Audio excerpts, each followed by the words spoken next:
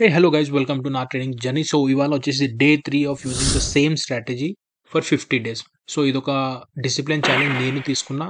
ఎందుకు తీసుకున్నా అంటే అది నా కోసమే నేను తీసుకున్నా. మీకేం యూజ్ అంటే ఈ జర్నీలో నా లెర్నింగ్స్ అని నేను ఈ వీడియోస్ త్రూగా షేర్ చేస్తాను. ఓకేనా? సో ఇవాళ యూజువల్లీ నేను డైలీ ఇంటర్డే ట్రేడ్సే చేస్తాను అనమాట. సో ఇవాళ ట్రేడ్ వచ్చేసి సైమన్స్ ఇండియాలో తీసుకున్నా. సో ఈ వీడియోలో ఆ స్టాక్ సెలెక్షన్ ఎలా చేసినా, సెటప్ ఏముండే అంటే setup and strategy same strategy నేను ఫాలో అవుతున్నా. స్టాప్ లాస్ టార్గెట్ ఏముండే, లైవ్ ఆర్డర్స్ చూపిస్తా, క్యాపిటల్ ఎంత యూజ్ అయింది అది చూపిస్తా, అండ్ స్టాప్ లాస్ ఏముండే, the most important thing stop loss ఏముండే అనేది కూడా చూపిస్తా. ఓకేనా? సో గైస్ మీరు చూసుంటే నా ట్రేడ్ వచ్చేసి 11:15కి ఎంట్రీ అయింది. సెమెన్స్ ఇండియా డిసెంబర్ 3300 సిఈలో, అంటే పాజిటివ్ సైడ్ ఉండే పైకి పోతుంది షేర్ అని. అండ్ 11:35కి ట్రేడ్ ఖతం. ఓకేనా? సో 117కి కొని 123కి అమ్మేసిన. సో ఆబ్వియస్గా ప్రాఫిటే వచ్చి ఉంటుంది. సో ప్రాఫిట్ ఎంత వచ్చింది అదంతా పక్కన పెడదాం. సో స్టాక్ సెలెక్షన్ గురించి మాట్లాడదాం. చాలా కామెంట్స్ వస్తాయి, స్టాక్ సెలెక్షన్ ఎలా చేశారు అంటే నేను ఆల్రెడీ చూపించిన కూడా. సో నేను ఓఎస్ స్ప్రౌట్స్ అనేది యూజ్ చేస్తాను. ఓఎస్ స్ప్రౌట్స్లో సో ఇప్పుడు వచ్చేసి 11:27 అండ్ టైం కూడా 11:39 ఇప్పుడు.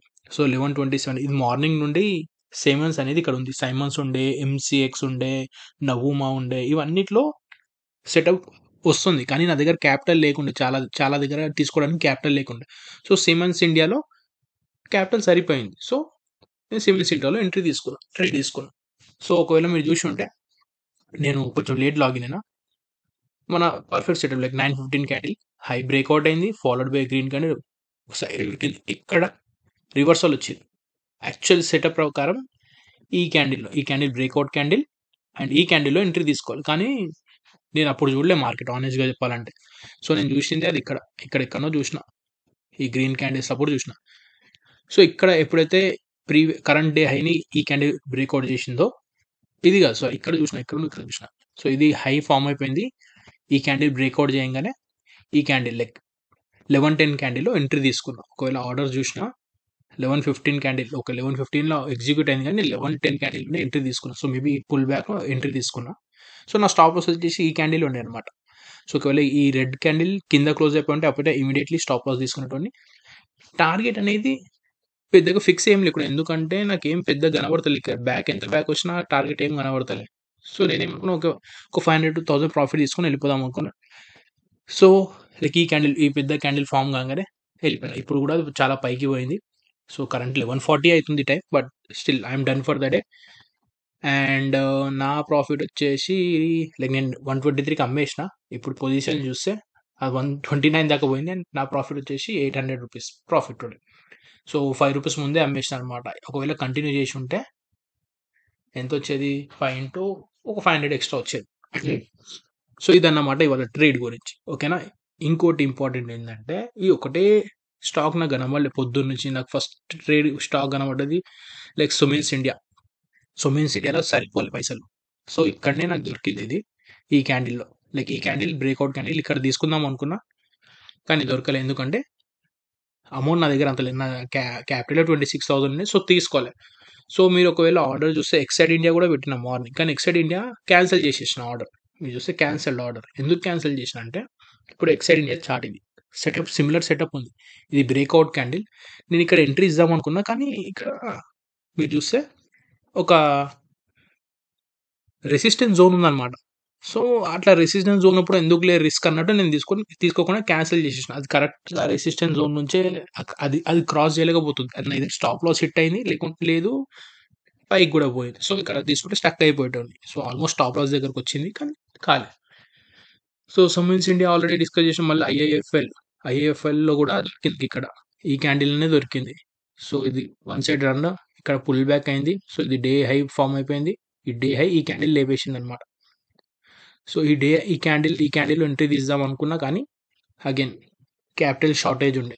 సో అన్ని క్యాపిటల్స్ చాలా లైక్ అన్ని చాలా ప్రీమియంగా ఉన్నాయి అనమాట, చాలా కాస్ట్లీగా ఉన్నాయి ఆప్షన్స్. సో తీసుకోలేకపోయినా. మళ్ళీ ఎంసీఎక్స్లో దొరికింది, ఎంసీఎక్స్లో కూడా ఉన్నాయి. ఒకవేళ మీరు ఎంసీఎక్స్ స్పాట్స్లో కూడా నాకు మార్నింగ్ ఎంసీఎక్స్ కనబడ్డది, సిమెన్స్ కనబడ్డది, మళ్ళీ నవూమా క్యాపిటల్ ఉండే, నవూమా క్యాపిటల్ కూడా చూపిస్తాయి. ఇది ఎంసీఎక్స్. సో ఎంసీఎక్స్ కూడా ఇక్కడనే దొరికింది ఎంట్రీ, అంటే ఇక్కడనే కనబడ్డది, కానీ హార్డ్ లక్ దొరకలేదు. అది కింది వరకు వచ్చింది స్టాప్ లాస్ వరకు, కానీ స్టాప్ లాస్ హిట్ కాలే, పైకి పోయింది. సో నేను చెప్పేది ఏంటంటే, ఏదైతే స్ట్రాటజీ ఉందో అది చాలా మంచి స్ట్రాటజీ. మీరు కూడా యూజ్ చేయండి. Okay. Once in a while like A strategy 100% work కాదు. 100లో ఒక 90 టైమ్స్ వర్క్ అవుతది. 70-80 టైమ్స్ వర్క్ చేసినా చాలా గ్రేట్ స్ట్రాటజీ అంటారనమాట. సో, ఇక్కడ చూడండి ఇది మళ్ళీ నవూమా ఎక్కడుంది నవూమా ఇదేనా? లేదు యూనియన్ బ్యాంక్. సో, నవూమాలో కూడా ఇక్కడ కనపడ్డది. కానీ అది జంపే కొట్టింది యాక్చువల్లీ. కానీ నవూమా కన్నా ముందే నేను దాంట్లో ట్రేడ్ తీసుకున్నాను. 1050 అంటే దానికన్నా ముందే నేను ట్రేడ్ తీసుకున్నాను. కానీ ఇక్కడ చూడండి ఇది కూడా వన్ సైడ్ ఉరికింది. ఒక పుల్ బ్యాక్ జంప్ ఇక్కడ. సిమిలర్‌లీ పేటీఎంలో కూడా కనపడ్డది. కానీ పేటీఎంలో కూడా నేను తీసుకోలేదు. ఎందుకంటే ఇది కూడా మార్నింగ్ టైమ్ అంటే ఇక్కడ నాకు ఈ జోన్ కాన్ఫిడెన్స్ లేకుండే అనమాట. సో, ఈ క్యాండిలే దొరికింది నాకు. ఈ క్యాండిల్ అప్పుడే దొరికిందిది.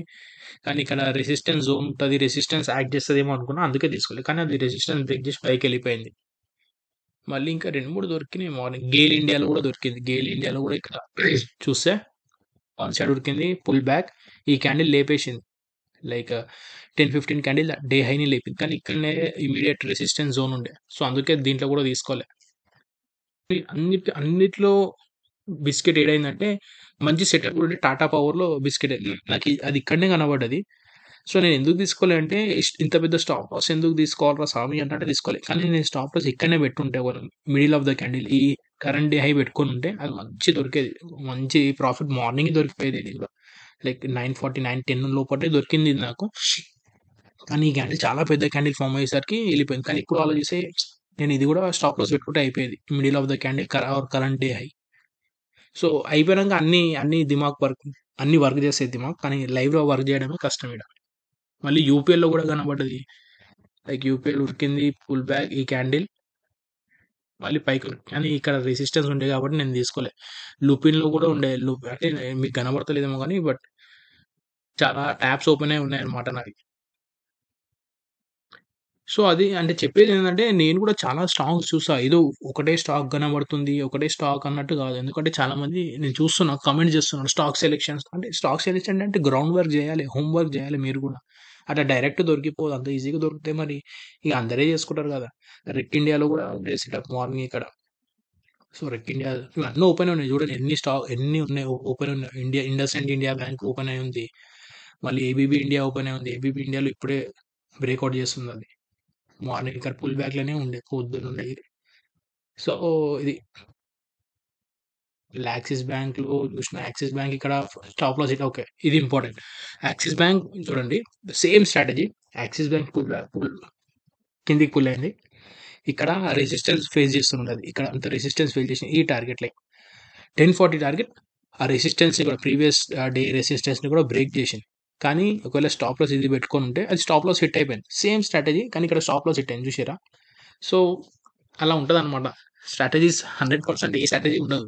సో, ఇక్కడ ఒకవేళ యాక్సిస్ బ్యాంక్‌లో నేను తీసుకొనుంటే ఎంట్రీ నా స్టాప్ లాస్ హిట్ అయిపోయేది. సో, స్టాప్ లాస్ హిట్ అయింది. అది కిందకి కూడా వస్తుంది. మళ్ళీ ఏముంది ఇదేంది హెచ్‌డీఎఫ్‌సీ లైఫ్ ఓకే. ఇది వన్ సైడ్ ఉరికిపోయింది మార్నింగ్ అసలు ఛాన్సే దొరకలే. ఇవన్నీ నాకు ఓఎస్ ఫ్లోర్స్‌లో నుంచే దొరికింది. ఇది కూడా యూనియన్ బ్యాంక్ పోయింది. ఇక్కడ ఎంట్రీ అయింది. కానీ నేను కాన్ఫిడెంట్ లేకుండే ఇక్కడ. ఇంత పెద్ద స్టాప్ లాస్ రెడీ లేకుండే అనమాట. వెల్ నవూమా ఆల్రెడీ చెప్పిన. సిమెన్స్ ఫైనల్లీ నిఫ్టీ అది హైలైట్ ఏందంటే ఓపెన్ చేయంగానే నిఫ్టీ కరెక్ట్ నేను 9:45కి మేము ఎంట్రీ కొడుతున్నా. మన సెటప్ ఎగ్జిక్యూట్ అయితుందనమాట. ఈ క్యాండిల్ అయిపోయింది. సో, ఈ క్యాండిల్ ఫార్మ్ అయితుంది. నిఫ్టీలో తీసుకున్న నిఫ్టీ దగ్గర దగ్గర 100 పాయింట్స్ దొరికింది అది. 26,028 అంటే 26,131 ఉంది ఇప్పుడు.